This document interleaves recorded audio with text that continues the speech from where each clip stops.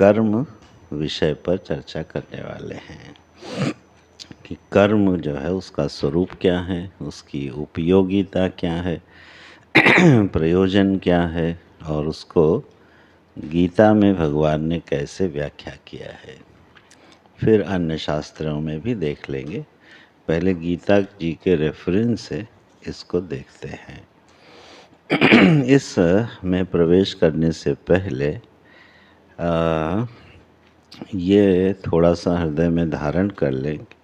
कुछ विषय ऐसे होते हैं जो केवल थ्योरेटिकली समझाने से समझ में नहीं आते हैं।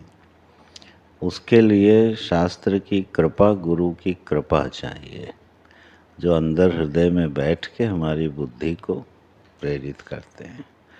तो उनका आवाहन स्मरण पूर्वक जो है हम लोग ये विषय समझते हैं। तो कर्म नाम का जो विषय है उसमें हम प्रवेश करते हैं।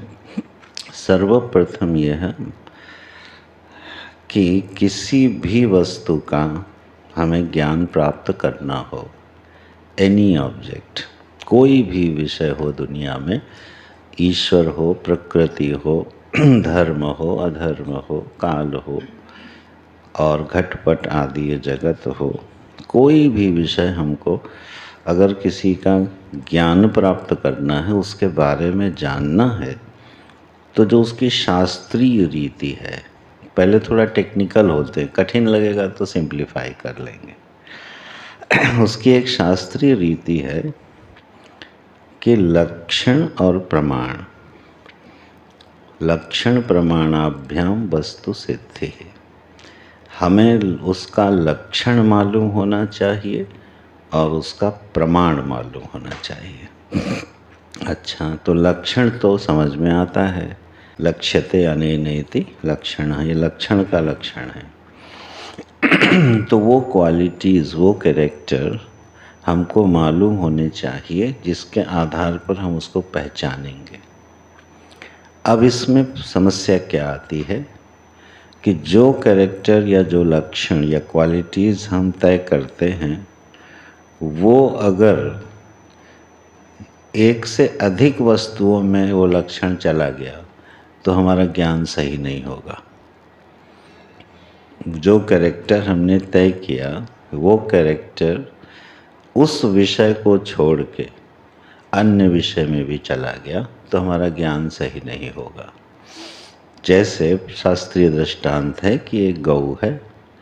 अब हमें गऊ को पहचानना है, लक्षण बनाने हैं, तो हमने कहा भाई जिसके 4 पैर हैं, 2 सींग हैं, 1 पूँछ है, उसको गऊ कहते हैं। अब ये लक्षण केवल गऊ में नहीं जा रहा है, ये घोड़े में भी जा रहा है, भैंस में भी जा रहा है, हाथी में भी जा रहा है। तो इसका मतलब आपने लक्षण सही नहीं बनाया। This is a most typical area है कि आप किसी चीज़ का एब्सोल्यूट लक्षण वो बनाएं जो केवल उसी में रहे। तो कोई एक ऐसा लक्षण ढूंढना पड़ता है जो केवल उसमें रहे और कहीं ना जाए, यूनिक होना चाहिए, तब उस वस्तु का ज्ञान होता है। तो ये लक्षण बनाने की कला है। ठीक। अब गऊ के संबंध में क्या लक्षण बनाया गया? जिसके ललरी होती है, ललरी माने ये जो गलकंबल बोलते हैं, जो एक स्किन झूलती रहती है गर्दन से पेट के बीच में, ठीक है। तो बाकी लक्षणों के साथ ये लक्षण जोड़ा जाएगा। 4 पैर हैं, स्तन है, सींग है, ये आकृति है, ये और लेकिन साथ में लक्षण जोड़ा जाएगा शासनादिवत्वम गोत्वम, उसमें ललरी भी है। अब हम पहचान लेंगे। तो लक्षण बनाने एक बड़ा टिपिकल काम होता है। तो लक्षण एक्यूरेट बने। और दूसरा होता है प्रमाण। प्रमाण माने होता है कि उसको हम जानने का साधन क्या है। जानने के साधन को प्रमाण कहते हैं। ठीक है। शास्त्रीय परिभाषा तो है प्रमायाः असाधारण करणम प्रमाणम, माने वह वस्तु जो हम जान रहे हैं उसका साधन क्या है, what is the means to know it. जैसे ये ग्रंथ है, ठीक है, ये एक पुस्तक है, गीता जी का ग्रंथ है, हमें ज्ञान हो रहा है। ठीक है, किस प्रमाण से हो रहा है? नेत्र प्रमाण से हो रहा है, ठीक है। तो नेत्र इसमें एक्सक्लूसिव मीन्स ऑफ नॉलेज है। तो इसलिए गीता जी ये है, ग्रंथ है, ये पुस्तक है, यह ज्ञान किस प्रमाण से हुआ? नेत्र प्रमाण से। तो ये हो गया the valid means of knowledge. सही माध्यम होना चाहिए जिससे आप जान रहे हो।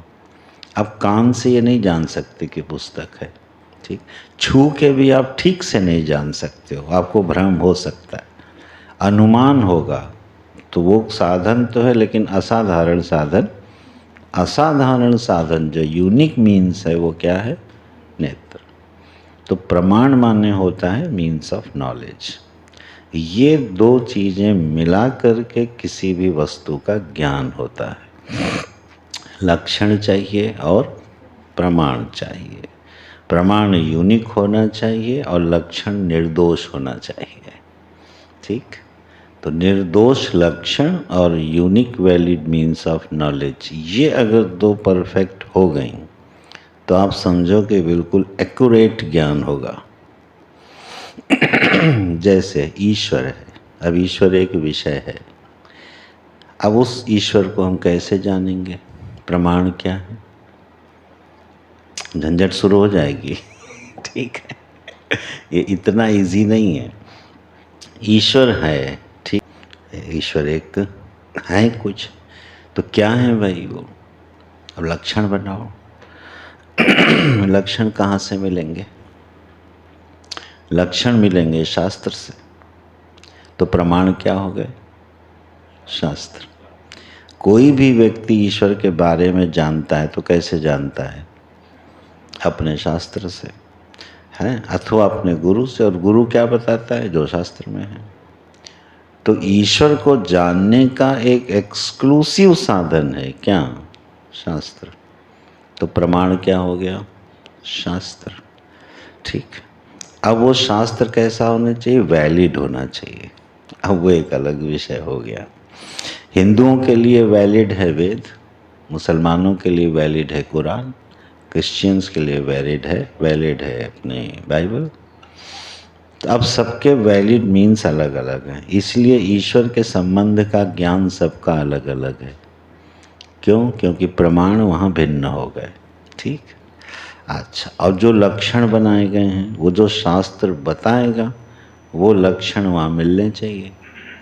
तो ऐसी वस्तु हम खोजने निकले जो शास्त्र प्रमाण से जो लक्षण बताए गए, वो लक्षण हमने एक वस्तु में देख लिए, हमको ज्ञान हो जाएगा कि ये ईश्वर है, ठीक।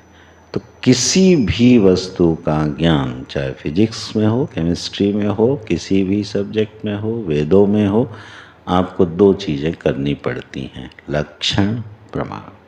ये जितने शुद्ध होंगे, निर्दुष्ट होंगे, आपका ज्ञान उतना परिष्कृत होगा, शुद्ध होगा, निर्दोष ज्ञान होगा। अब इस भूमिका के साथ जरा आप प्रवेश कीजिए अपने विषय में। हमको, हमारा विषय क्या है? कर्म। अब कर्म का लक्षण क्या बनेगा और प्रमाण क्या बनेगा, ठीक है। ये दोनों निर्दुष्ट होंगे तो पहले ये समझ में आएगा कि कर्म किसको कहते हैं, ठीक है। तो थोड़ी कोशिश कर लेते हैं। कोई भी क्रिया का नाम कर्म है, ठीक। अब ये पंखा चल रहा है, नदी बह रही है, तो क्या कर्म है वो? इसका मतलब क्रिया मात्र का नाम कर्म नहीं है। अब बताइए, वो लक्षण बनाना मुश्किल हो रहा है जिसके साथ दिन भर रहते हैं, ठीक है। तो कर्म किसको कहेंगे? आया लक्षण प्रमाणाभ्याम में, तो एक लक्षण बनाया है आचार्यों ने, कर्ता के द्वारा। कर्ता माने डूअर, करने वाला, कर्ता के द्वारा। और ये कर्ता कैसा है? इसके लिए मैंने पहले एक शब्द और समझाना पड़ेगा। चलते हैं, अभी टेक्निकल में चलते हैं, कठिन लगेगा तो सरल कर लेंगे। एक शब्द है पुरुष तंत्र और एक है वस्तु तंत्र। बच्चे जानते हैं पुरुष तंत्र का मतलब होता है जब कर्ता मैं यह करूं, ना करूं अथवा कुछ और करूं, इसको बोलते हैं पुरुष तंत्र। पुरुष का विधान कर्ता, उसके पास क्या चॉइस है, मैं ये करूं, ना करूं अथवा कुछ और कर लूं। ठीक है ना। मेरे सामने भोजन आया, अब मैं ये भोजन खाऊं, ना खाऊं अथवा कुछ और खाऊं, ये चॉइस है। ठीक, इसको बोलते हैं पुरुष तंत्र। वस्तु तंत्र क्या बोलते हैं, जहाँ चॉइस नहीं होती। वस्तु तंत्र होता है वो ज्ञान वस्तु के अधीन है। जैसे अग्नि गर्म है, अब मैं चाहूं कि ये गर्म है कि ना चाहूं कि ये गर्म ना होवे, ये चॉइस हमारे पास नहीं है। अग्नि अगर ऊष्म है तो आप चाहो और चाहे न चाहो, जानो अथवा न जानो, वो ऊष्म ही रहेगी और छूने पर जलाएगी। जानने वाले को भी जलाएगी और नहीं जानने वाले को भी जलाएगी।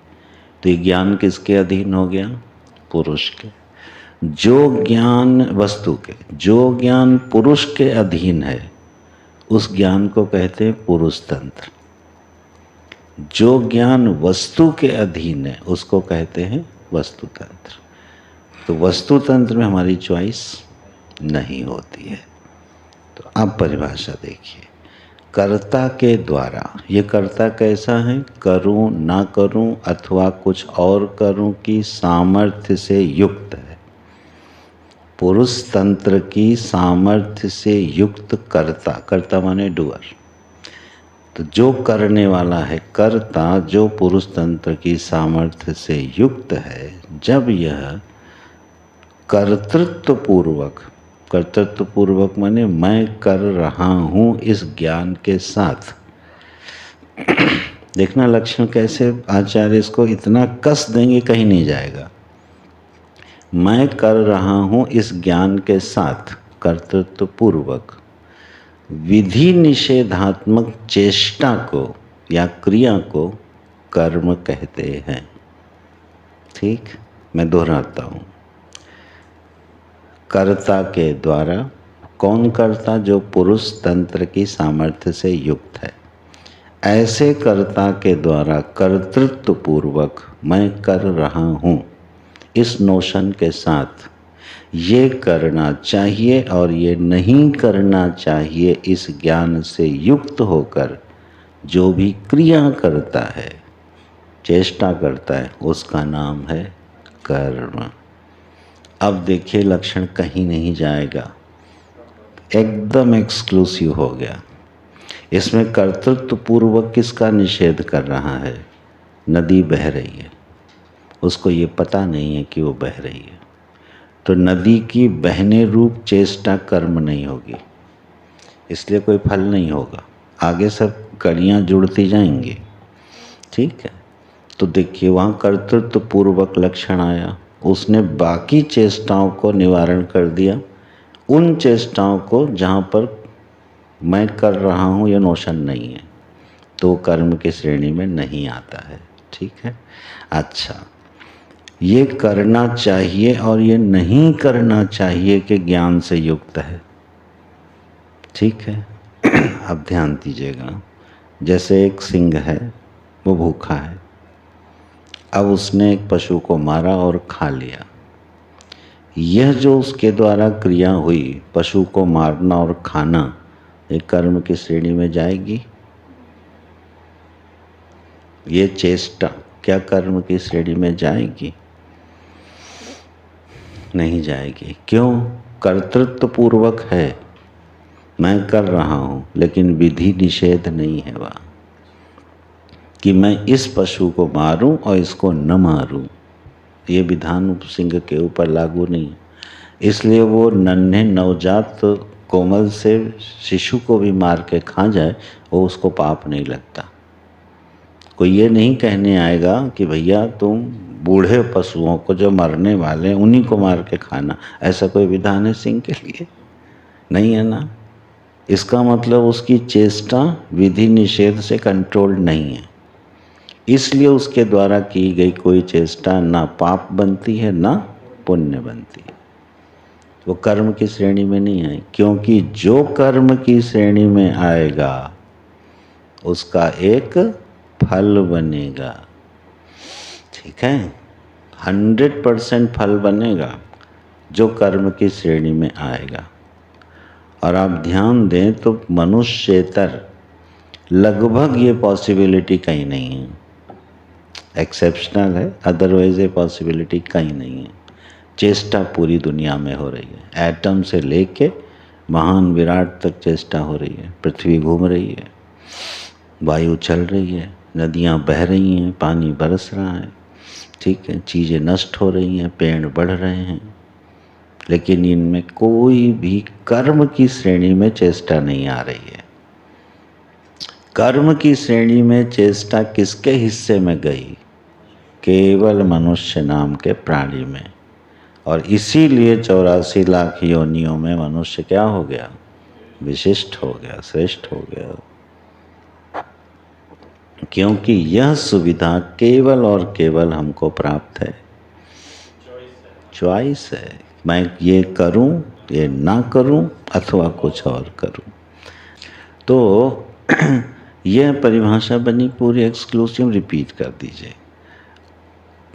पुरुष तंत्र की सामर्थ्य से युक्त, दैट वर्ड इज क्लियर। कर्ता, कर्ता माने डूअर, कर्तृत्व पूर्वक, the notion I am doing it, ठीक है। ये लक्षण क्यों डाला है? ये लक्षण इसलिए डाला है कि ज्ञानी जो कर्म करता है उसमें ये नोशन नहीं होता, और इसलिए ज्ञानी के द्वारा किए गए चेष्टा कर्म की श्रेणी में नहीं आती हैं। इससे इतने बड़े बड़े सिद्धांत अभी सामने खिलने वाले हैं गीता जी में, ये बेस लाइन पहले पकड़ लेते हैं, ठीक है। तो कर्तृत्व पूर्वक इसलिए डाला है, अगर ये शब्द नहीं डालते तो ज्ञानी की चेष्टा इसमें शामिल हो जाती, ठीक है ना। लेकिन ज्ञानी कर्तृत्व से युक्त नहीं होता, इसलिए वो देखता हुआ भी नहीं देखता, खाते हुए भी नहीं खाता, सोते हुए भी नहीं सोता, बोला ना गीता में, क्योंकि वहाँ ये मिसिंग है लक्षण। तो कर्तृत्व पूर्वक की गई विधि निषेधात्मक क्रिया। विधि निषेध क्यों आया? क्योंकि पहले चॉइस है, करूं ना करूं अथवा और कुछ करूं। इससे एक चीज पैदा हो गई, विधि और निषेध, ये करना चाहिए और ये नहीं करना चाहिए। इस नोशन के साथ जब कोई चेष्टा करता है या क्रिया करता है, उस पर्टिकुलर क्रिया का नाम क्या पड़ेगा? कर्म पड़ेगा, ठीक। चलिए अब इसको और एक दृष्टांत से एक्सप्लेन कर लेते थोड़ा।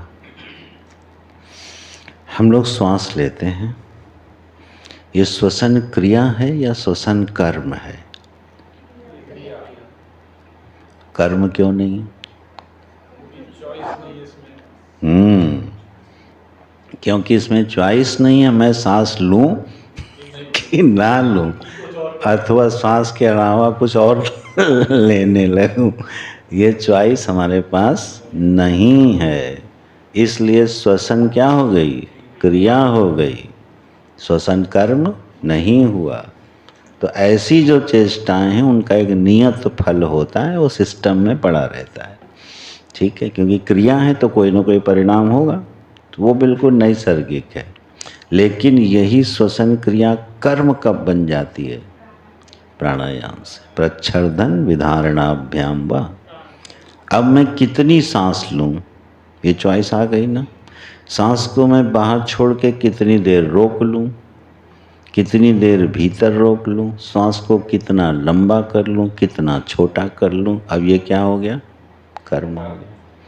अब पूरा लक्षण घट जाएगा, ये चॉइस हो गई, करूँ ना करूँ, कुछ और करूँ, मैं ये कर रहा हूँ, ये नोशन हो गया। प्राणायाम के शास्त्रों द्वारा बताई गई विधि से करना है, निषेध से करोगे तो नुकसान में पहुँचोगे, तो विधि निषेध भी हो गया, तो सारे लक्षण घट गए। तो प्राणायाम क्या हो गया? कर्म हो गया। अब इस कर्म का फल बनता है कि नहीं? कितने विशिष्ट फल बनते हैं प्राणायाम के। देह के रोगों की निवृत्ति होती है, असंप्रज्ञात समाधि का साधन बनता है, सिद्धियों का जन्मदाता है। कितने बड़े बड़े फल हो गए इसी श्वसन क्रिया के। कब? जब ये कर्म बन गई तो। ठीक है, तो हर चेष्टा को कर्म नहीं कहते। ठीक है, जैसे हम ये बात बोल रहे हैं, आपको ज्ञान हो रहा है, तो ज्ञान का साधन क्या हो गया? शब्द प्रमाण हो गया। हमारे द्वारा बोले गए शब्द इस ज्ञान का साधन बन गए। अब ये प्रमाण की परीक्षा करो, ये सही है कि नहीं, तो पूछो बाबा जी ठीक से बोल रहे हो कि नहीं। अब बाबा जी प्रूव करें कि वो सही बोल रहे हैं, तो आपके मन में भी हो कि बाबा जी जो बोल रहे हैं वो सही है, तो प्रमाण निर्दोष हो गया। ठीक है, तो बाबा जी इसलिए कॉन्फिडेंट हैं क्योंकि ये बात शास्त्र में बोली गई है, गुरुओं के द्वारा बोली गई। ये परिभाषा हमारे गुरु जी ने बनाई थी, सो आई एम श्योर। ठीक, तो प्रमाण क्या हो गया? शब्द प्रमाण, आगम प्रमाण से ज्ञान हो रहा है। लक्षण भी बन गया, प्रमाण भी निर्दोष हो गया। अब ज्ञान हो गया ना कि कर्म किसको कहते हैं। ठीक, अब इसमें जब परिपक्वता लानी होती है तो न्याय दर्शन तो इसमें बड़े कुशल हैं ना, वो परीक्षा करते हैं। लक्षणों की परीक्षा करेंगे और प्रमाण की परीक्षा करेंगे, और उनकी परीक्षा में कहीं दोष आ गया तो नहीं मानेंगे। ठीक है, तो अब ये आप लोगों का काम है कि आप इसकी परीक्षा करो, और अगर उस परीक्षा में कोई प्रश्न आता है, कोई प्रतिवाद आता है, कोई विसंगति आती है, तो उस पर चर्चा होवे, तो यह निर्दोष हो जाएगा। तो फिर परीक्षा भी की जाती है प्रमाणों की और लक्षण की। तो यहाँ तक बात होकर के क्या हम परिभाषा में पहुँच गए। इसको कहते हैं कर्म। अब जरा भगवान का वैभव देखना। गीता जी में कर्म पर भगवान ने कितना विहंगम और कितना दिव्य प्रवचन किया है।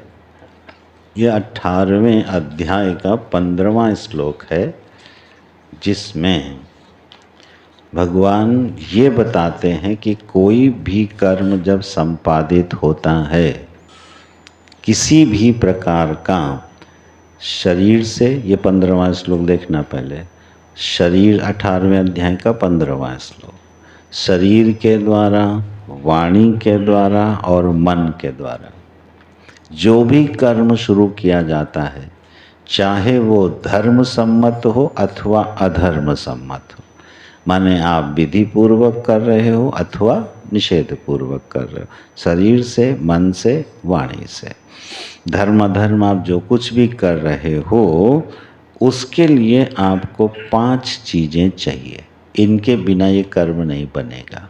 ठीक, अब 14वें श्लोक में इन 5 का वर्णन है। अधिष्ठानम तथा कर्ता करणम चा पृथक विधम विविधाश्चा पृथक चेष्टा दैवम चैवात्र पंचमम। ये 5 मोटे मोटे फैक्टर निकाले भगवान ने। आपको कोई भी कर्म संपादित करना है शरीर से, मन से, वाणी से, तो कैसे करोगे? बोले सबसे पहले आपको चाहिए एक शरीर। ये जो स्थूल शरीर है ना, इसकी सहायता के बिना कर्म संपादित नहीं होगा। ठीक है, अगर मन से भी आप कर्म कर रहे हो मानसिक, तो उसके लिए भी आपको शरीर चाहिए। बिना किसी शरीर के कोई भी कर्म सिद्ध नहीं हो सकता, पहली चीज़ हो गई। ठीक है, ये जो शरीर है ये पहला फैक्टर हो गया। दूसरा ले लिया है कर्ता, तो कर्ता तो स्पष्ट हो गया। कर्ता कौन है? इस शरीर के साथ अभिमान रखने वाली चेतना का नाम कर्ता है। हाँ, जो चैतन्य वस्तु है, चैतन्य परमात्मा है, इस शरीर के साथ आइडेंटिफाइड होती है, इसको अपना मानती है। तो इस शरीर को अपना मानने वाली जो चेतना है उसका नाम है कर्ता। वो डूअर बनता है। वो कौन है? मैं, अहमस्मि, मैं हूँ ना। तो कर्ता कौन है? मैं। तो मैं हो गया कर्ता। इसकी ज़रूरत पड़ती है। मैं के बिना कोई कर्म की सिद्धि हो सकती है? हम मन को सोचें कि ऑटो मोड पे डाल दें, भैया हम सो रहे हैं तुम काम कराओ, कर पाएगा? है नहीं, बिल्कुल नहीं कर सकता। या वाणी को बोल दें अच्छा मैं जरा जा रहा हूँ काम पे, तुम बोलते रहना, बोल पाएगा? नहीं। तो किसकी ज़रूरत पड़ेगी? मैं की। मैं के बिना किसी कर्म की सिद्धि नहीं होगी। तो दूसरा फैक्टर लिया, कर्ता। पहला फैक्टर हो गया शरीर, दूसरा फैक्टर हो गया मैं। अब यह मैं, इसके पास जो करण हैं, इंस्ट्रूमेंट हैं, उनके बिना काम नहीं कर सकता। ठीक, तो इंस्ट्रूमेंट क्या है? एक शरीर तो इंस्ट्रूमेंट है ही है, सूक्ष्म शरीर इसका इंस्ट्रूमेंट है। सूक्ष्म शरीर का मतलब 5 ज्ञानेंद्रियाँ, 5 कर्मेंद्रियाँ, मन, बुद्धि और चित्त, ये 13 फैक्टर ऐसे हैं जो इंस्ट्रूमेंट बनते हैं। ठीक है, तो आपको कोई भी कर्म संपादित करना हो तो आपको इसमें कोई न कोई इंस्ट्रूमेंट चाहिए। बिना इंस्ट्रूमेंट के काम नहीं हो सकता। भगवान ने कितने सारे इंस्ट्रूमेंट दे रखे हैं हमको बताओ? 13 इंस्ट्रूमेंट दे रखे हैं काम करने के लिए। ठीक है, देखना, सुनना, बोलना, छूना, दौड़ना, भागना, उठाना, सोचना, ठीक है, चिंतन करना, विचार करना, ये सब क्या है? ये कर्म की श्रेणी में आ रहे हैं। कर्म की श्रेणी में आते ही वो पूरे की पूरे लक्षण घटा लेना कि वो घट रहा है कि नहीं घट रहा, ठीक है ना, और पूरा लक्षण घटेगा इसमें। तो मैं हूँ इसका कर्ता, डूअर, ठीक है, तो इसको करण चाहिए। तीसरा फैक्टर क्या हो गया? इंस्ट्रूमेंट हो गए। ठीक, चौथा फैक्टर क्या है? विविधाश्च पृथक चेष्टा, इसको भगवान ने थोड़ा अलग निकाला है। बोले ये जो प्राण है ना, श्वास प्रश्वास, यही कर्म करने की शक्ति देता है। श्वास प्रश्वास, ये जो श्वास ले रहे हैं, यही श्वास क्या करता है? सारी इंद्रियों में क्रिया शक्ति का संचार करता है। इसलिए इसकी जो चेष्टाएं हैं, 10 चेष्टाएं होती हैं इसकी, प्राणपान व्यान उदान समान, देवदत्त नाग धनंजय,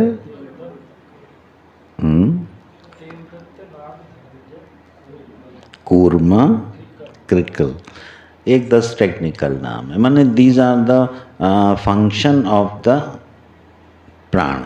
जो आप श्वास लेते हो ये ऐसे जाके फैलती है। तो ये 10 तरह से फंक्शनल होती है, तो हमारे शरीर का एक एक अंग काम करने में समर्थ होता है। ठीक है, प्राण की एक फोर्स, वाइटल एनर्जी एक एक्सक्लूसिव यहाँ जाती है और वो पलक झपकाने के काम आती है, वो अपना काम किए जा रही है। ठीक है, इसी तरह यॉर्निंग, जम्हाई ली जाती है। जम्हाई भी कैसे लेते हैं? जब वो प्राण एक्सक्लूसिवली एक पर्टिकुलर एरिया में फंक्शन करता है। ठीक है ना, इसी तरह से अपान व्यान उदान सबके फंक्शंस हैं पूरे शरीर में। तो भगवान ने इसको एक फैक्टर गिना है, किसके लिए? कर्म करने के लिए। कर्म का संपादन होवेगा कब? जब ये वायवीय चेष्टा हो रही हो। अब इसीलिए देखिएगा कि नदी के बहने को कर्म संज्ञा प्राप्त नहीं हो रही है, क्योंकि वहाँ वायवीय चेष्टा अदृष्ट है तो सांस तो पत्थर भी लेते हैं। ये बात बृहदारण्यक उपनिषद या छांदोग्य उपनिषद में आई है, पत्थर भी सांस लेता है। ठीक है, नारायण। लेकिन वो वायवीय चेष्टा वहाँ क्या है? मैनिफेस्ट नहीं है, इसलिए वो नदी कर्म की संज्ञा नहीं प्राप्त कर पा रही है। ये चौथा फैक्टर हो गया। अब पांचवा बड़ा मज़ेदार है, दैवम चात्र पंचमम। दैवम का क्या अर्थ है बच्चा? किसी को याद है? हैं? मैं इसीलिए पूछा, प्रारब्ध नहीं है, अनुग्राहक शक्ति। दैव शब्द है ना, देव की जो शक्ति है उसका नाम होता है दैव। है ना, भाव अच्छी संज्ञा है ये। तो जो अनुग्राहक शक्तियां हैं इस पूरे यूनिवर्स में, वो जब तक आपके साथ नहीं होंगी आपका कर्म संपादित नहीं होगा। आंख देखना चाहती है, सूरज ही ना हो क्या देखेगी? वाणी बोलना चाहती है, शरीर में अग्नि तत्व ना हो। स्वाद लेना चाहती है जिह्वा, यहाँ वरुण तत्व ना हो। जीभ अगर एक्सेस मात्रा में ड्राई हो जाएगी आपको स्वाद नहीं आएगा।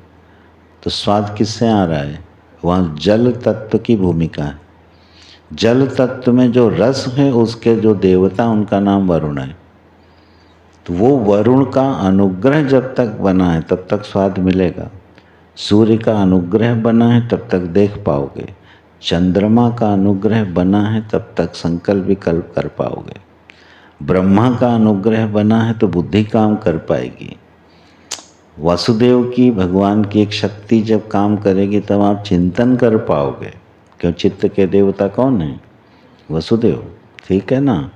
और जब तक रुद्र हमारे अहंकार में ना चढ़े तब तक विध्वंस नहीं होगा। अहम विध्वंसकारी कब होता है? जब इसमें रुद्र चढ़ जाते हैं। इसलिए अहंकार के देवता रुद्र हैं। माने ये हमारा पूरा सिस्टम ये बिल्कुल एक सेपरेट साइंस है। पूरे इस पे बहुत सारे ग्रंथ हैं, पूरी एक सेपरेट साइंस है।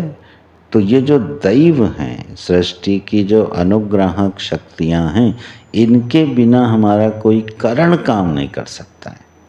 ये सब करण के अनुग्राहक हैं। जितने करण हैं ना सबके अनुग्राहक हैं। पैरों के अनुग्राहक विष्णु हैं, हाथों के अनुग्राहक इंद्र हैं। इस तरह से सबके अनुग्राहक देव बैठे हुए हैं। तो ये हैं दैव। ये 5 फैक्टर से क्या सिद्ध हो रहा है? कर्म। अब हम कर्म के दूसरे व्याख्या पर पहुँचे। पहले लक्षण बना, अब यह कर्म संपादित जो हो रहा है, चाहे आप धर्म सम्मत कार्य करो इससे, चाहे अधर्म सम्मत कार्य करो इससे, आप इन 5 चीज़ों का आश्रय लेके ही कोई कर्म कर पाओगे। इन 5 में से एक भी डिस्टर्ब होगा, कर्म नहीं हो पाएगा। नेत्र खराब होगा, दर्शन रूपी ज्ञान नहीं होना है। ठीक है। जिह्वा खराब होगी, आप बोल नहीं सकते। मन खराब होगा, आप संकल्प विकल्प नहीं कर सकते। और बुद्धि खराब हो गई तो कुछ नहीं कर सकते। ठीक है। आदमी की बस बुद्धि खराब हो जाए तो उसके सब कर्म चौपट, सारा जीवन चौपट। केवल उसकी बुद्धि खराब कर दो बस, तो बात बिगड़ जाएगी। तो ये जो करण हैं ये बहुत महत्वपूर्ण भूमिका निभा रहे हैं। दैव महत्वपूर्ण भूमिका निभा रहा है, शरीर निभा रहा है। ठीक है। और जो श्वास प्रश्वास चेष्टा है, जो एक शक्ति दे रही है, क्रिया शक्ति दे रही है, वो एक भूमिका निभा रही है। और इन सब को एक पोटली बना के जो अंदर बिठाए रखा उसका नाम ही शरीर है। सप्त धातुओं से, इसलिए भगवान भाष्यकार इसका अर्थ आश्रय करते हैं। इतने सिस्टम को आश्रय किसने दे के रखा है? इस अस्थि मांस मज्जा वाले शरीर ने। यह स्वस्थ है तो ये बाकी चारों ठीक ठीक काम करते हैं। इस तरह से ये 5 फैक्टर बनते हैं जो कर्म को संपादित करते हैं। ठीक है। ये बात कह के भगवान ने एक जो विषय उठाया है, अब उसको जरा बहुत क्या कहें, बहुत ही सावधानी से इस पर थोड़ा विचार करना है। ये बड़ा टिपिकल है। इसका अर्थ शायद ही श्लोक से निकल पाए बिना आचार्य के। ये 18वें अध्याय का 18वां श्लोक है। 18वें अध्याय के 18वें श्लोक में भगवान कर्म को कैसे समेट देते हैं एक्सीलेंटली। बोले जो कर्म आप करते हो, इस कर्म का प्रेरक कौन है? हमारा जो कर्म हो रहा है इसका मोटिवेटर कौन है? कर्म करने के लिए हमको प्रेरित कौन करता है? पहले इस पर थोड़ा विचार करके बताइए। फिर भगवान की वाणी पे चलते हैं। इन जनरल हमारे कर्म का प्रेरक कौन है, मोटिवेटर कौन है? कौन हमको कर्म करने के लिए प्रेरित कर रहा है? मन तो कारण है।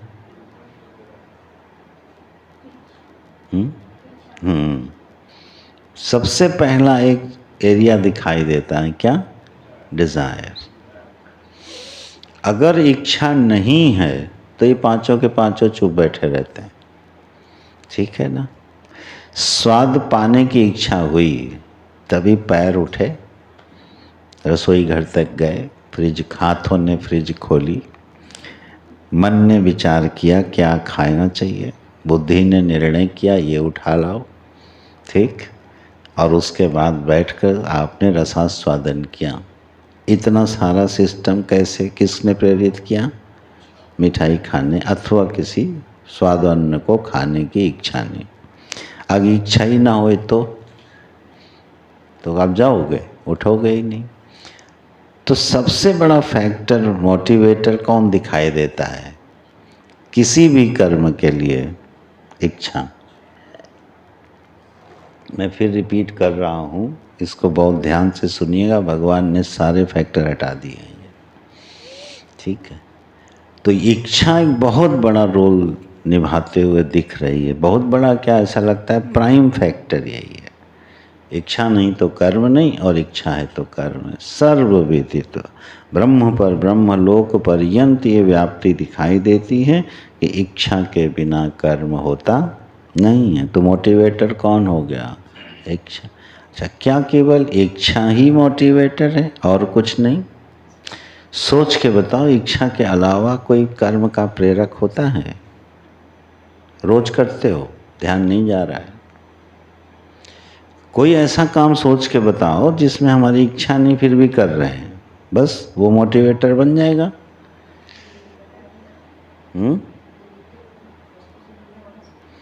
सिंपल है यार, बुद्धि नहीं जा रही तुम लोगों की। कर्तव्य, कर्तव्य मोटिवेटर होता है कि नहीं होता? भले आपकी इच्छा हो अथवा ना हो, दिन भर इसका प्रयोग करते हो कि नहीं? शाम को 6 बजे मंदिर में जाना है, अब मन नहीं हो रहा है, फिर भी यार जाना चाहिए। सुबह 6 बजे मंदिर में पूजा होनी चाहिए। अब जिसकी सेवा है, अब उसको आ रही नींद, क्या विचार, अब तो नहीं आती इसको, अब उसको आ रही नींद, लेकिन जाना है। तो अब वहाँ इच्छा तो प्रेरक नहीं बन रही ना, इच्छा तो नहीं बन रही ना प्रेरक। तो किसने मोटिवेट किया आपको? कर्तव्य मोटिवेटर बन रहा है। तो अब सेकंड फैक्टर हो गया, इसको बहुत ध्यान से ग्रहण कीजिएगा। हमको भगवान की वाणी तक पहुंचना है, ठीक है। तो सेकंड मोटिवेटर क्या हो गया? कर्तव्य। इसके अलावा कुछ हो सकता है? हाँ, एक फैक्टर अब ये आया। तीसरा फैक्टर है कि आपसे विवश होके आपसे काम करवाया जा रहा है।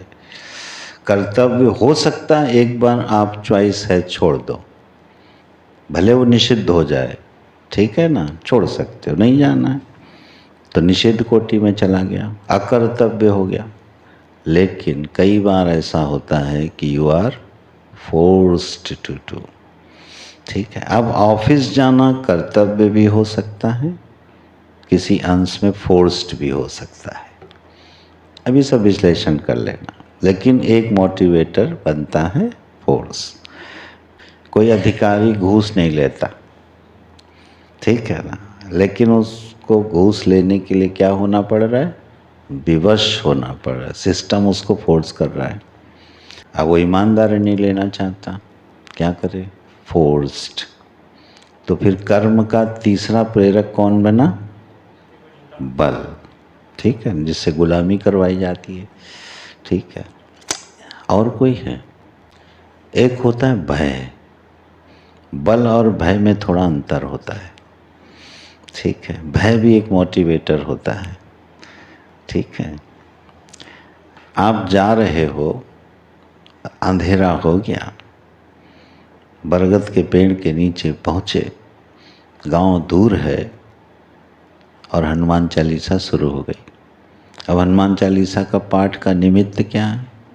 ना आपकी इच्छा है, ना आपका कर्तव्य है, ना वहाँ कोई फोर्स कर रहा है। कैसे शुरू हो गई? भय से। तो भय भी एक कर्म का प्रेरक बनता है, ठीक है। विधि निषेध दोनों में बनता है। आप रेड लाइट पे खड़े हो और आपका मन कर रहा है जंप कर जाओ, ठीक है ना, लेकिन कौन मना कर रहा है कि नहीं जंप कर पाओगे? भय। भय नहीं करना चाहिए, ये कर्तव्य हो गया, ठीक है ना। लेकिन उसके पीछे सिस्टम का भय काम कर रहा है कि अगर पार करेंगे, मन तो बहुत है कि पार कर जाएं, लेकिन चालान हो जाएगा, दंड मिलेगा। तो इसने आपको किसने रोका? ध्यान रखिएगा, निषेध भी कर्म है, नहीं करना भी क्या है? कर्म है। ये चौथे अध्याय में इसकी खूबसूरती मिलेगी कि नहीं करना भी कर्म होता है, ठीक है। तो विधि भी कर्म है और निषेध भी कर्म है, इसीलिए निषेध का फल मिलता है। नहीं तो नहीं करने का क्या फल मिलेगा? भाई कर्म करने का फल मिलता है कि नहीं करने का मिलता है? दोनों का मिलता है। नहीं करने का भी फल मिलता है क्योंकि वो भी निषेध कर्म की श्रेणी में आ जाता है, ठीक है। तो अब ये 4 मोटिवेटर हमें अभी तक दिखाई दिए हैं, और भी एक आध निकल सकते हैं। तो बहरहाल हमारे कर्म का प्रेरक कौन है, ये इन जनरल हमको ये दिखाई दे रहे हैं। भगवान किसको बता रहे हैं? पढ़ो श्लोक।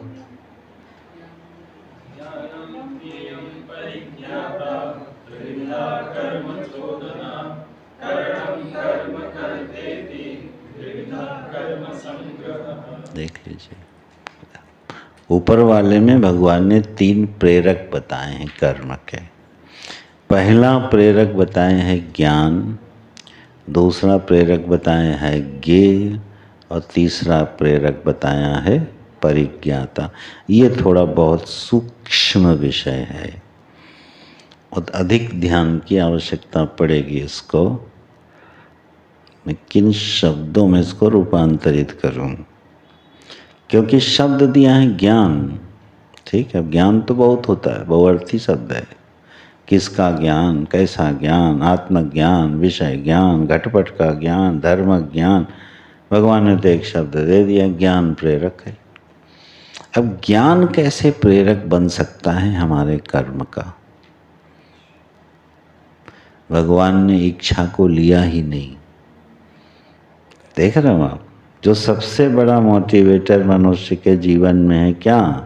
इच्छा। उसको भगवान ने गणना ही नहीं की प्रेरकत्व में, उसको डाला है संग्रह में, उसको फैक्टर में डाला है, उसको प्रेरक में डाला ही नहीं।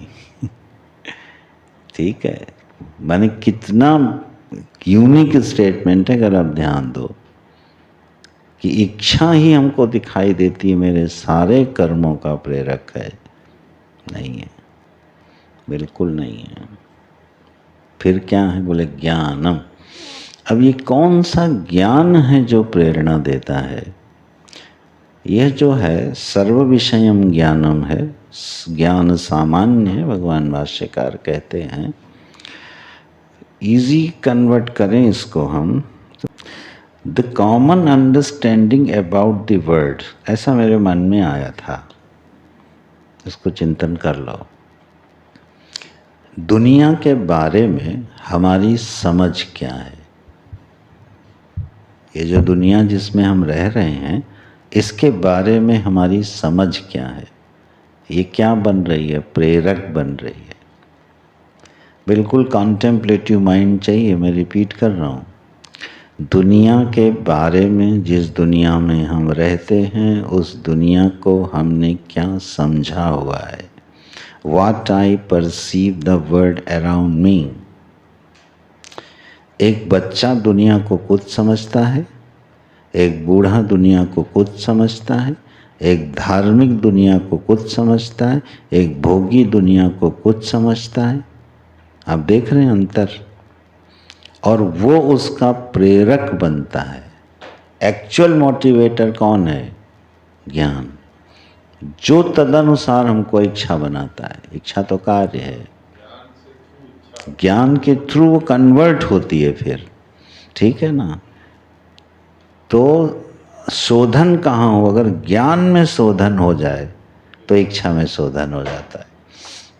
ये चौथे पांचवें अध्याय में जब ये विषय हम लोग पढ़ेंगे, कल पढ़ेंगे, आप देखो इच्छा का डायरेक्ट शोधन नहीं होता, क्योंकि इच्छा के अधीन है मनुष्य, और इच्छा आने के बाद पता चलती है। इच्छा जो है वो निर्कर्तृक मानी जाती है। क्यों? क्योंकि जब वो आती है तब पता चलती है। कब आएगी, कितनी इंटेंसिटी से आएगी, कहाँ आ जाएगी, हमें कुछ पता नहीं है। संस्कारों में से उठ के और वो इच्छा कब हो जाएगी पता नहीं, ठीक है ना। 70 साल की उम्र में इच्छा हो गई, क्या इंडस्ट्री लगानी है, और 40 साल की जब उम्र थी तो बोले क्या करना है इंडस्ट्री लगा के, छोड़ो बहुत है। अब गलत समय पे आ गई ना, लेकिन आप रोक थोड़ी पाओगे, कब आ जाए। तो प्रेरक कौन बन रहा है? असली प्रेरक कर्म का कौन बन रहा है? हमारी अंडरस्टैंडिंग, हमारी वो समझ जो हम दुनिया को देखते हैं।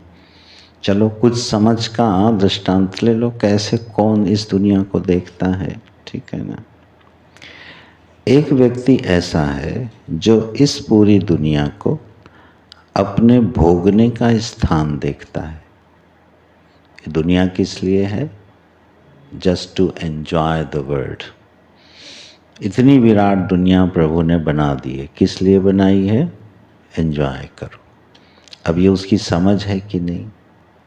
यही समझ उसके कर्मों की प्रेरक बनेगी। हर काम वो किस रीति से करेगा? Just to enjoy. क्यों कर रहा है? उसका प्रेरक कौन है पीछे? उसका ज्ञान। बहुत बढ़िया एक फाइन सी बात कही है भगवान ने यहाँ, कि वो ज्ञान जो है हमारे कर्म का प्रेरक है। जैसे अभी हम लोग योग सूत्र पढ़ रहे हैं, योग सूत्र जब तक नहीं पढ़ा था, निर्भीत समाधि या समाधि या चित्त को एकाग्र करने की इच्छा प्रबल नहीं थी, ठीक है ना। कैसे आई? एक ज्ञान आया। उस ज्ञान ने क्या किया? धीरे धीरे एक डिज़ायर बनी कि हमको भी समाधि लगानी चाहिए, हमको भी अपने चित्त को एकाग्र करना चाहिए। इच्छा कहाँ से है? इसका प्रेरक कौन बना? ज्ञान। तो इच्छा का भी प्रेरक कौन बनता है? ज्ञान। तो what we understand about the world, जगत को हम कैसे लेते हैं, ठीक है ना। भरत जी ने जगत को कैसे लिया? अयोध्या को कैसे लिया? अयोध्या का राज्य उनके भोग के लिए नहीं था, कर्तव्य दृष्टि से लिया। तो उन्होंने अयोध्या की एक चीज का भी 14 वर्ष तक भोग नहीं किया, तपस्वी की तरह रहे। क्यों रहे भाई तपस्वी की तरह? उनकी अंडरस्टैंडिंग क्या थी? ये राज्य मेरा नहीं है, ये राज्य प्रभु श्री राम का है और मैं उनका सेवक हूँ। और 14 उनके ब्याह पे चला रहा हूँ, पादुका निमित्त बना ली उन्होंने। ये जो उनके जीवन में कर्म दिखाई दिया, इस कर्म का प्रेरक कौन है? इच्छा नहीं है सीधा, ये समझ थी, ठीक है ना। ये बहुत इम्पॉर्टेंट रोल प्ले करती है हमारे जीवन में, ठीक है। और ये ज्ञान बहुत तरीके के हो सकते हैं। भगवान ने इसको 3 भागों में बांटा है, ईश्वर दृष्टि से, सात्विक, राजसिक, तामसिक से, ठीक है। तो अभी हम जनरलाइज करके समझते हैं। तो देखो हम इस दुनिया को क्या समझते हैं, या कुछ भी नहीं समझते, इस बारे में सोचा ही नहीं कभी। अगर नहीं सोचा तो जो पहले का अननोन सोचा हुआ है ना, वही काम कर रहा है। जो पीछे पीछे के जन्मों से चला आ रहा है वही काम कर रहा है, ऑटो पायलट पे गाड़ी चल रही है। वो इच्छाओं को जन्म देती जा रही है, काम होते जा रहे हैं, इच्छाएं बदलती जा रही हैं, कर्म बदलते जा रहे हैं, यात्रा चल रही है। But we have never given a thought of it. हमने इस बारे में कभी सोचा ही नहीं कि हमारी इच्छा का प्रेरक भी कोई हो सकता है।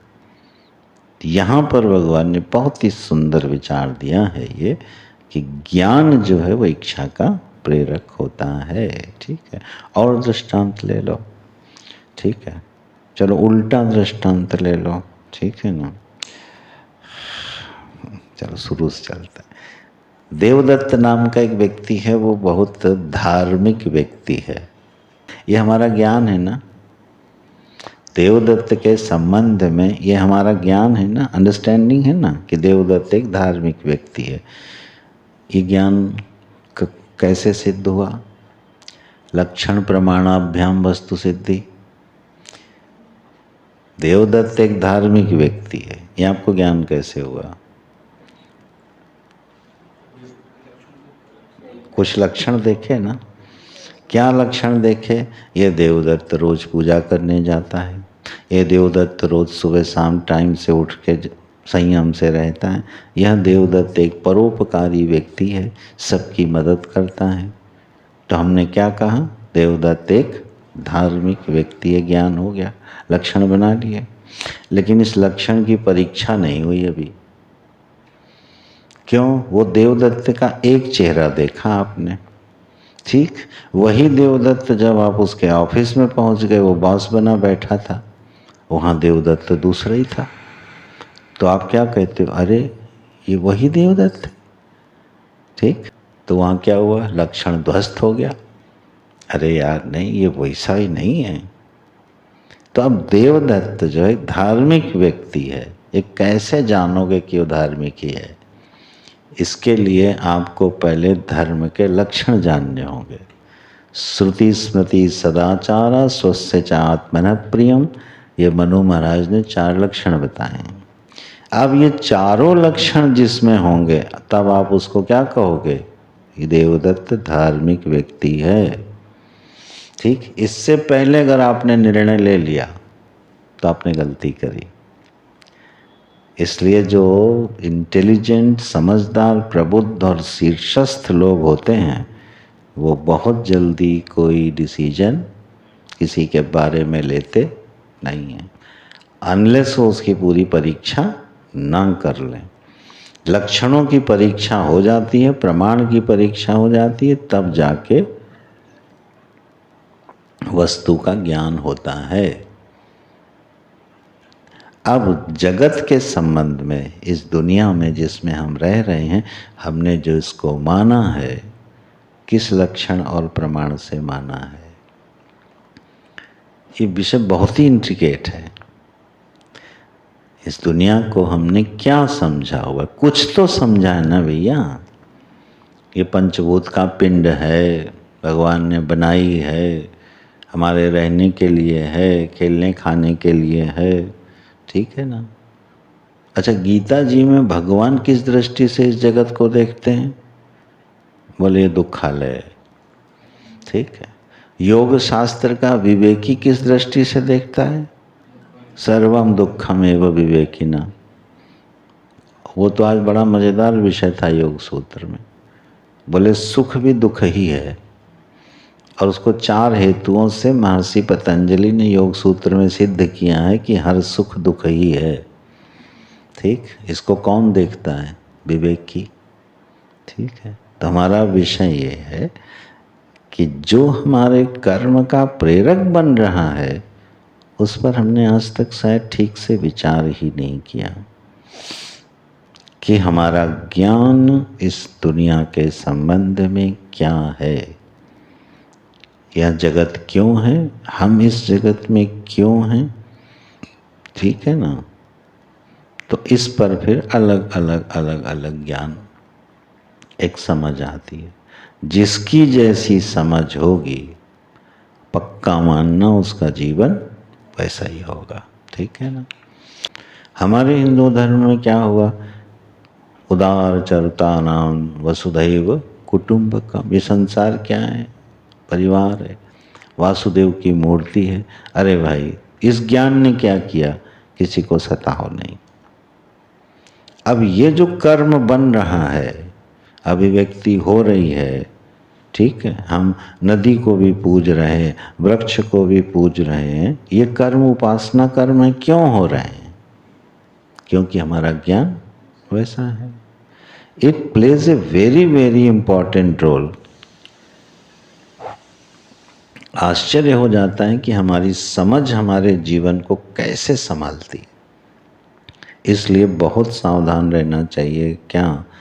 अंडरस्टैंडिंग बनाने में, चाहे व्यक्ति के बारे में बनानी हो, वस्तु के बारे में बनानी हो, सिद्धांत के बारे में बनानी हो, वो बहुत सोच समझ के बनानी चाहिए। ठीक है। तो ज्ञान को यहाँ भगवान ने क्या माना है? प्रेरक माना है। पहला 3 प्रेरक माने हैं। तो पहला प्रेरक हो गया ये ज्ञान, दूसरा प्रेरक है ज्ञेय। अच्छा, ज्ञेय माने the object, a particular object which is to be known, जिसको जाना जाना है। ठीक है ना। ये हमारे जीवन में क्या रोल अदा करता है प्रेरकत्व में? कि ठीक है, पूरी दुनिया को एज ए नटसेल हम ये जानते हैं। ठीक है, ये भोग्य स्थान है, या मेरे ईश्वर का स्वरूप है, या दुखालय, एनीवे जो भी ज्ञान है हमारा, तो ये as a nutshell we know about the world around me. ठीक है। अब इसमें गे अलग अलग कितने हैं? उसमें जो हमारा गे होगा, ठीक है ना, वो हमको प्रेरित करेगा पाने के लिए। थोड़ा कठिन हो रहा है, बट वी ट्राई। जो पर्टिकुलर गे होगा, जैसे मान लीजिए हमने वेद उठाए, एज ए नटसेल हम पूरे वेद को क्या जानते हैं? ये प्रवृत्ति धर्म निवृत्ति धर्म बताने वाला शास्त्र है। इसमें देवताओं का वर्णन है, यज्ञ का वर्णन है, उपासनाओं का वर्णन है, मोक्ष का वर्णन है। That we know about the Vedas. ठीक है ना। लेकिन हमको क्या करना है? बोले यार हमको स्वर्ग चाहिए। So now where will you focus? यज्ञ में। तो हमारा गे क्या हुआ? स्वर्ग। तो जैसे ही हमारा गे एक हुआ, इमीडिएटली वो गे हमको क्या करेगा? हमारे कर्म का प्रेरक बन जाएगा। ठीक है ना। इस तरह से गे जो है हमारे जीवन में भूमिका निभाता है। पूरी दुनिया का ज्ञान एक सामान्य प्रेरकत्व है, और उसमें जो विशिष्ट ज्ञेयत्व है वो हमारे विशिष्ट कर्म का प्रेरक बनता है। ठीक है। तो ज्ञेय इसका प्रेरक बनता है। और तीसरा तो लिया है, वो बड़ा मज़ेदार है वो है परिज्ञाता। परिज्ञाता का अर्थ जो भगवान भाष्यकार ने किया है, अद्भुत अर्थ किया है। उपाधि लक्षण विद्या कल्पितो भोक्ता। यहाँ ज्ञाता को क्या कहा है? भोक्ता। उस भोक्ता के बारे में जो ज्ञान है वो कर्म का प्रेरक होता है। भोक्ता कौन है? मैं हूँ, मैं ही तो भोक्ता हूँ। ठीक है। तो ये जो उपाधि लक्षण वाला भोक्ता है, इस भोक्ता की सामर्थ्य पे निर्भर करता है कि वो किस कर्म को शुरू करेगा। तो मैं थोड़ा सिंप्लीफाई कर रहा हूँ। ठीक है ना। मान लो मुझे क्या है, इस दुनिया का सर्वश्रेष्ठ विद्वान बनने की इच्छा है। ठीक है ना। ठीक। और पढ़ी लघु सिद्धांत कौमुदी भी नहीं है। ठीक। बेसिक संस्कृत भी नहीं पढ़ी है, और इच्छा क्या है? मैं इस विश्व का सर्वश्रेष्ठ विद्वान बनूं। अब ये भोक्ता की सामर्थ्य के बाहर है। तो ऐसी जो भोक्ता के सामर्थ्य से बिल्कुल बाहर है, वो प्रेरक नहीं बन सकती। वो प्रेरक नहीं बन सकती, कभी नहीं बन सकती। तो वह भोक्ता जो विशिष्ट वस्तु के साथ संबद्ध होता है, और यह भोक्ता में चाहे जितनी इच्छाएं भरी हों, लेकिन प्रेरक वही बनेंगे जो उसकी रीच में हैं। रीच से बाहर होंगी वो उसकी प्रेरक नहीं बन सकती हैं। तो अब कर्म का जो प्रेरकत्व है उस पर भगवान बात कर रहे हैं। प्रेरकत्व ने मोटिवेटर्स, ठीक है ना। और ये 3 मोटिवेटर्स भगवान लेके आए हैं। दुनिया के संबंध में हमारा समझ क्या है, ठीक है, कौन सी वस्तु विशिष्ट हमको प्रभावित करती है और हमारी सामर्थ्य कितनी है। ये तीनों विचार मिल के किसी कर्म को करने की प्रेरणा देते हैं। इच्छा प्रेरणा नहीं देती, कर्तव्य प्रेरणा नहीं देती, ये सब गौण हैं। They are the secondary steps. Second steps में ये प्रेरक आते हैं। मूल में जो प्रेरक हैं वो 3 हैं ये, ठीक है। तो अगर इसको जीवन से जोड़ के देखें, वैसे कल हम लोग इसके इम्प्लीमेंटेशन पर विचार करेंगे। इसका इम्प्लीमेंटेशन है 3 और 4 अध्याय में। सूत्र दिया है 18वें अध्याय में और इम्प्लीमेंटेशन दिया है 3-4 अध्याय में, कि इस सिद्धांत को कैसे भगवान ने व्यवहारिक बनाया है, ठीक है, और कर्म से जीवन को कैसे सजाया है।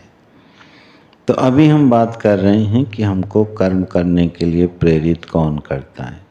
बड़ी स्थूल बुद्धि होगी अगर हम ये सोचते हैं कि हमारी इच्छाएं और हमारे कर्तव्य, भय और बल यही हमारे जीवन को चला रहे हैं। फिर हमारा जीवन एक दायरे से बाहर उठ के जाने वाला है ही नहीं। इस डायमेंशन को आप पार ही नहीं कर पाओगे जो वेद शास्त्र और दूसरे दर्शन हमको जहाँ पहुँचाना चाहते हैं। फिर वो कूप मंडूक वाली बात रहेगी। अगर हमको ये पता चल जाए ये हमारे प्रेरक हैं तो हम इन्हीं को सुधारेंगे। हम अपना ज्ञान सुधारेंगे, हम अपनी ज्ञेय वस्तु को सुधारेंगे और हम अपनी सामर्थ्य को उसके अनुकूल बनाएंगे। And you will find a perfect way. अब वो चाहे धर्म के क्षेत्र में ले लो, अध्यात्म के क्षेत्र में ले लो, व्यवहार के क्षेत्र में ले लो, एजुकेशन के क्षेत्र में ले लो, एनी ह्यूमन बीइंग अपने अपने धरातल पर इसका प्रयोग कर सकता है, ठीक है ना। कोई स्टूडेंट्स हो, मान लो बच्चे हैं, पर कॉलेज स्टूडेंट्स हैं, ठीक है ना। अब उनकी पढ़ाई का प्रेरक कौन है? अगर उनकी पढ़ाई का प्रेरक जीविका है तो पढ़ाई का स्वरूप बिल्कुल भिन्न होगा, ठीक है ना। उनकी पढ़ाई का प्रेरक केवल डिग्री पाना है, ठीक है, तो उसका बिल्कुल मोटिवेशन डिफरेंट होगा। बस हमें अपना मोटिवेटर ठीक कर लेना चाहिए और सबसे पहला वो है ज्ञान।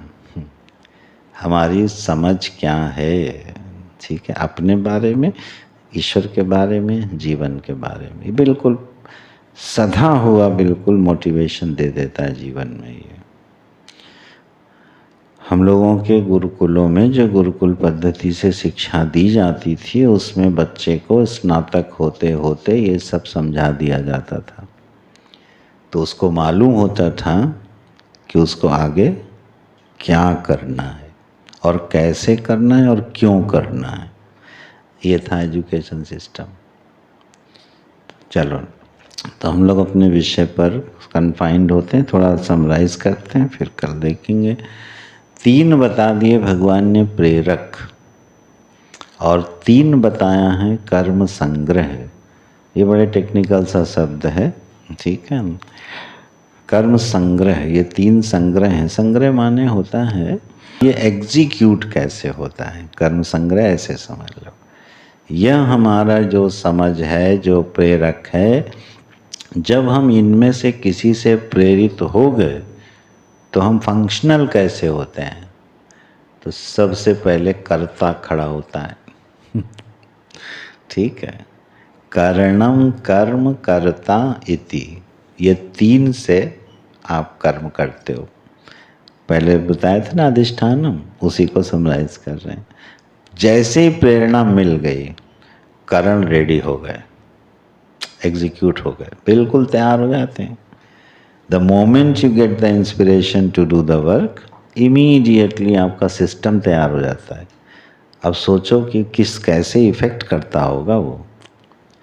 मन में आया है कि नहीं चलो ये काम करना है, सारी इंद्रियां सचेष्ट हो जाती हैं। तो उस किसके अधीन है? उस ज्ञान के अधीन है सब। तो करण एक्टिवेट हो जाते हैं। इसके बाद एक कर्ता है, वो एक्टिवेट हो जाता है। कर्म पर अभी चर्चा करते हैं। कर्ता एक्टिवेट हो जाता है। कर्ता कौन है भाई? और परिज्ञाता कौन है? ज़्यादा भारी तो नहीं पड़ रहा? परिज्ञाता ऊपर दिया है प्रेरकत्व में, और कर्ता दिया है संग्रह में, फैक्टर में। क्यों? परिज्ञाता है भोक्ता और एग्जीक्यूटर है कर्ता। ठीक है, इसलिए भगवान ने एग्जीक्यूटर में नाम दिया कर्ता का और प्रेरक में नाम दिया भोक्ता का। ठीक है ना? वो जो भोक्ता भाव है वो हमको इंस्पायर करता है, प्रेरित करता है कि करो। और जैसे ही प्रेरित किया उसने, कर्ता महाराज खड़े हो गए, यस करता हूँ। तो कर्ता में जान आ गई। कर्ता में कौन जान डाल रहा है? भोक्ता। जब तक प्रेरक ठीक नहीं होगा, कर्म ठीक नहीं हो सकता। ठीक है, तो कर्ता खड़ा हो जाता है। तो इस कर्ता के द्वारा और करण के द्वारा, और यहाँ जो कर्म शब्द दिया है उसका बिल्कुल टेक्निकल अर्थ है कर्ता जिस चीज को चाहता है। शास्त्र इसीलिए समझना मुश्किल हो जाता है। अब यहाँ कर्म शब्द दिया हुआ है। ये जो कर्म है ना, अंग्रेजी में आप लोग क्या बोलते हो इसको? Object. Ram is going to the village, एक वाक्य है, इसमें सब्जेक्ट कौन है? राम, करता है। ठीक है ना? वर्ब क्या है? गोइंग। और गांव क्या है? Object. As per the grammar, गांव क्या है? ऑब्जेक्ट है। संस्कृत में उसी को महर्षि पाणिनि ने एक सूत्र बना दिया, ईप्सितमं कर्म। मनुष्य के द्वारा जिसकी चाहना की जाए उसका नाम कर्म है। इस reference, what I want to achieve, वो हमारा कर्म है। ठीक है ना? पर्टिकुलरली यहाँ भी इस श्लोक में मैं वेद शास्त्र का अध्ययन करना चाहता हूँ। मेरी इच्छा का विषय क्या है? वेद शास्त्र। वेद शास्त्र क्या हो गया? कर्म हो गया। इच्छा के विषय को कर्म कहते हैं। ठीक है, व्याकरण में। अच्छा नारायण, तो यहाँ पे क्योंकि शब्द आया इसलिए थोड़ा उलझना पड़ रहा है। तो 3 हैं वो फैक्टर जिनके द्वारा क्या संपादित होता है? कर्म। करता है, उसको कुछ पाने की इच्छा है, और उस पाने की इच्छा से वो अपने इंस्ट्रूमेंट का प्रयोग करता है। सिंपल है। ये 3 फैक्टर क्या डिसाइड कर रहे हैं? How to execute. ठीक है ना? ये एग्जीक्यूशन, इसके लिए शब्द है कर्म संग्रह। और इनका प्रेरक कौन है? ज्ञान, ज्ञेय और परिज्ञात। हमारा भोक्ता भाव, वह वस्तु, ज्ञेय वस्तु के संबंध में, लक्ष्य के संबंध में ज्ञान, और दुनिया के संबंध में हमारी समझ, ये मोटिवेटर बनती है। और फिर कर्ता अपनी चाही हुई वस्तु को अपने इंस्ट्रूमेंट्स का प्रयोग करते हुए एक चेष्टा करता है, उससे कर्म बनता है। तो ये हो गया एग्जीक्यूशन का पार्ट। आज इतने रखा जाए, नहीं हैवी हो जाएगा, भयानक है ना? पूरे विषय को समेट लीजिए। हम लोगों ने सबसे पहले कर्म का लक्षण बनाया। ठीक, कर्ता के द्वारा, कोई दोहरा पाएगा? इसमें जोड़ा गया है पुरुष तंत्र, पुरुष तंत्रत्व की सामर्थ्य से युक्त कर्ता। ठीक है ना? और उसके द्वारा विधि निषेध कर्तृत्व पूर्वक की गई विधि निषेधात्मक जो क्रिया है, चेष्टा, उसका नाम है कर्म। ये कर्म का लक्षण है। ठीक है, इस पर विवरण हो चुका। इसके बाद हम लोग दूसरे किस विषय पर आए थे कि ये इस पूरे कर्म को संपादित करने के लिए भगवान ने 5 चीज़ें बताई। दैट यू नीड, एक शरीर चाहिए, इंद्रियां चाहिए, प्राण शक्ति चाहिए, ठीक है ना, और एक अनुग्रह चाहिए और एक करने वाला चाहिए, कर्ता। ये 5 जब मिलेंगे तब कोई कर्म संपादित होगा। इन 5 में से कोई चीज़ मिसिंग हो जाए और चेष्टा हो रही हो तो कर्म नहीं होगी, चेष्टा होगी कर्म नहीं होगी। ठीक है ना। और ऐसे बहुत से, जैसे पेड़ है, जैसे आपने एक बीज बोया, अब पेड़ बढ़ रहा है, तो वहाँ वृद्धि रूपी क्रिया हो रही है कि नहीं, लेकिन वो कर्म नहीं है। क्यों? क्योंकि वहाँ पेड़ है, पेड़ बढ़ रहा है ना। एज पर द साइंस और अपना अध्यात्म शास्त्र तो कहता है कि पेड़ अपने को जानता भी है, पेड़ को अपने होने का ज्ञान भी है। ठीक है ना। ठीक है, लेकिन वहाँ विधि निषेध नहीं है। वो ये नहीं कह सकता कि मैं नहीं बढ़ूँगा अब मैं नहीं बढ़ूँगा, ऑप्शन नहीं उसके पास, क्योंकि वहाँ पुरुष तंत्र की सामर्थ्य से वह कर्ता युक्त नहीं है, इसलिए वहाँ कर्म का लक्षण नहीं घटा। तो पेड़ बढ़ रहा है तो उसको कोई पाप पुण्य लगने वाला नहीं है। ठीक है, बढ़े और बढ़ के आपकी छत की दीवार को तोड़ दे, ठीक है, तो आप पेड़ के ऊपर केस करोगे?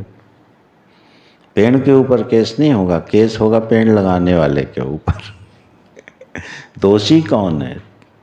पेड़ लगाने वाला। और पेड़, मकान तोड़ कौन रहा है? पेड़।